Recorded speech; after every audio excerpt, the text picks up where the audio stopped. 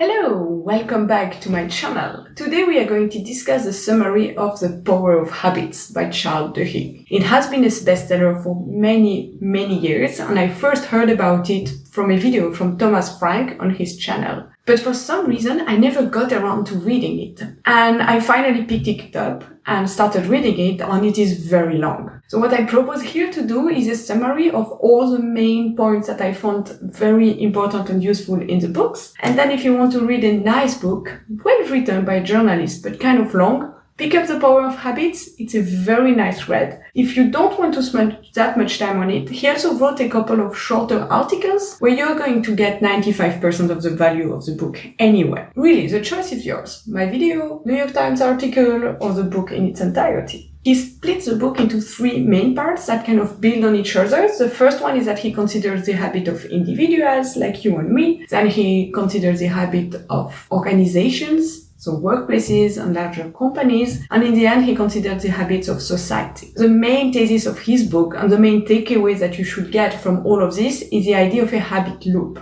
We only ever perform a habit because there is some cue to start it. It might be a thought, it might be something in your environment, it might be another habit that you did just before, or it might be something that someone else has been doing. In all these cases, the cue comes, and you start a routine that is a habit. So maybe you start to smoke a cigarette, or you start to browse your phone for half an hour and going on social media. And the thing that keeps you going back to this habit is the notion of a reward. You get some kind of benefit from the habit. Now, where this can be powerful is that you can trick yourself into doing really cool stuff on a routine basis, like doing sport or eating healthy or socializing with friends. But you can also have cues and triggers that go towards slightly more negative habits or completely negative habits. And if you want to change your habit, Charles Duhigg says that you have to do the following. First, you have to identify the cue. What happens just before you start to do the habits that actually triggers it? And then you need to identify the reward. What is the benefit you get out of the habit? Because the thing is, and the things that researchers have found is that you cannot just stop doing nothing. Like,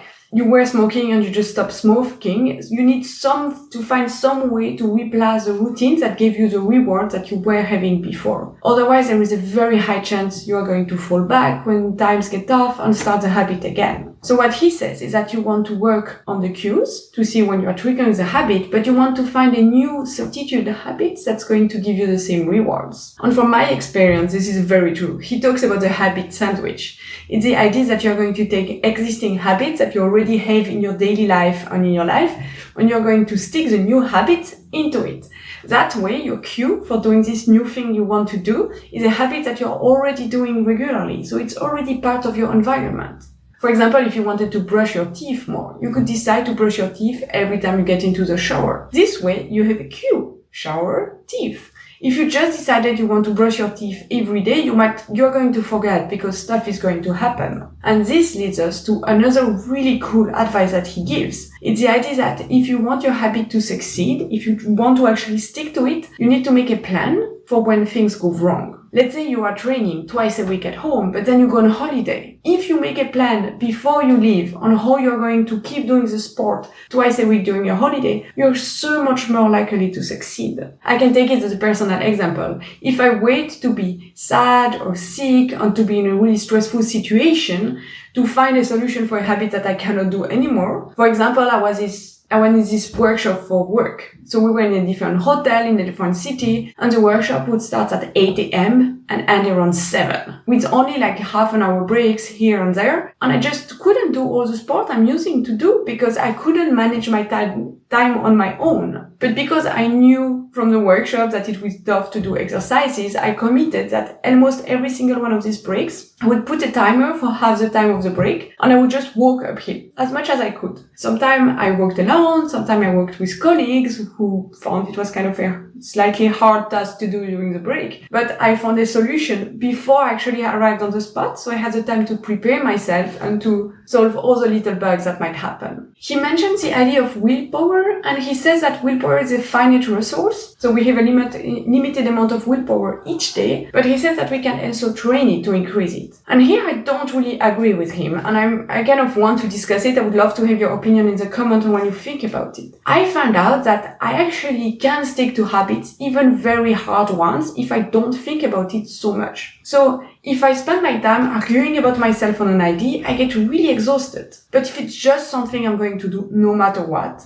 then it becomes easy. And I realized this when I was doing a full days of fasting. So I stopped eating for 3 days in a row, only having salt and a little bit of magnesium for several days. And not only did I win time because I was not preparing food, eating food, shopping, but I realized that I spent so much of my day just arguing with myself about food, like I would like to snack something unhealthy, but then I would argue about myself that no, maybe you should need to eat something healthier, or maybe you can have like a little bit of chocolate, but then for dinner you're gonna have something lighter, more vegetables. And this entire chatter that I had in my head was actually making me tired and consuming my willpower. And when I took it away with very strict rules, I just wasn't getting tired about it anymore. So I feel like for habits to stick, you shouldn't be extreme and like don't become obsessive over something. But sometimes making the habit a simple rule that is easy to succeed at. For example, sport. Twice a week for 30 minutes. It's very achievable. But now it's something that you are going to schedule into your week, no matter what. There is no discussion. And then you're not thinking in your head like, should I do sport one more time? I haven't been in 5 days. Should I go again? All of that chatter is gone. And this willpower that we have,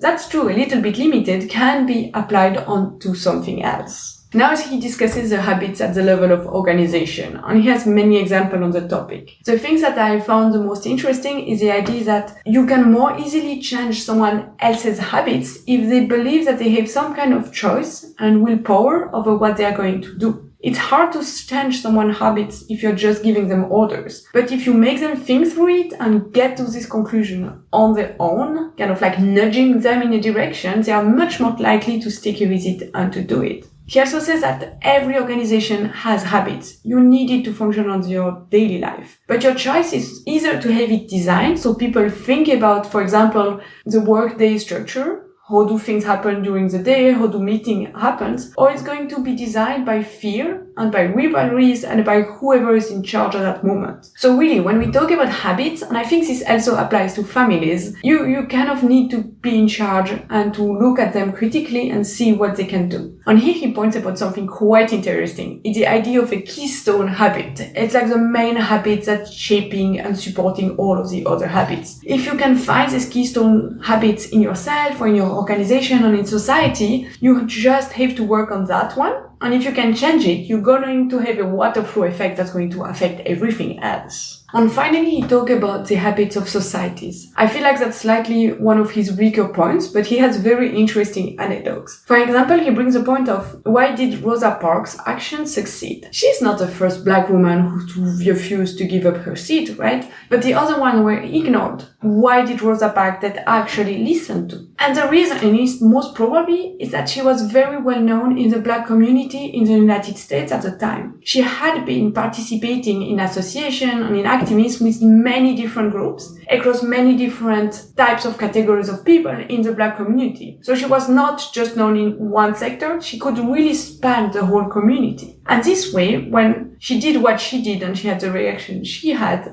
she could actually gain the sympathies and the support of a broad range of people. And that's what got the desegregation movement really off the ground, with Martin Luther King getting involved on everything. So these connections that she had are extremely important when it comes to habits and changing habits in a society. The other thing that he notes is that habits are often formed through weak peer pressure. So we get like some weak pressure from weak ties, so far away connection in our network. And eventually, because everybody kind of settles into them, this grows as a kind of form of authority. And the problem is this authority is not born out of smart people or experts or people thinking about the best solution. It's really a weak pressure from weak ties from people. But once it's in place, you can actually lose your standing if you ignore it. Consider, for example, the dress code at work. A lot of the time it's just because everybody's doing the same thing. But if you show up wearing a clown outfit, your boss might get annoyed because he's going to think it's unprofessional, even if it has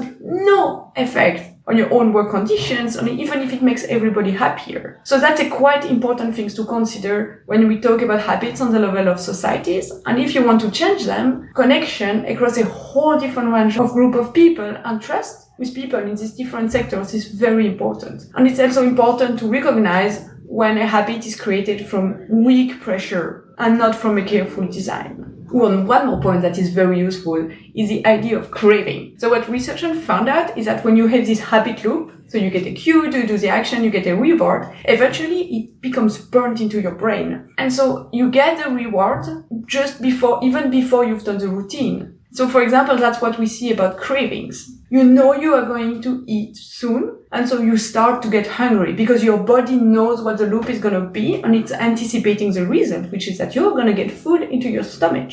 This was an interesting point because I know about craving, but it kind of points to the fact that some habits are deeply ingrained. Like if you crave something, it means that the habit has been going down for quite some time and that it literally rewired your brain for this response. Overall, I have to say I really like the book. I really enjoyed reading it. I skipped a few of the examples that were slightly more outdated because nowadays we know, for example, that every shopping company like Target is doing detailed customer profile on us to try to get us to buy product and to nudge us towards consuming and buying more stuff. But at the time of the book came out, it was quite novel information and it's very well written in an entertaining way. So really, nice book to read. If you just want the meat of the argument, get a summary. And since you've watched the video until here, you've pretty much got the gist of the book. So thank you so much for watching. And I hope to see you again soon.